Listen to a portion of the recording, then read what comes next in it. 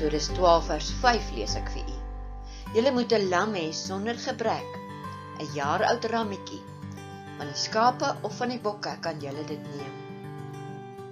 En julle moet dit in bewaring hou tot die 14de dag van hierdie maand. En die hele vergadering van die gemeente van Israel moet dit slag teen die aand.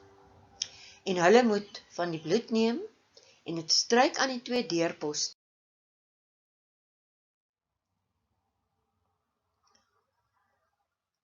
Wie sou daardie tyd kon dink dat ons Vader se eie seun eendag die prys, die volmaakte prys vir ons sonde sou kom betaal?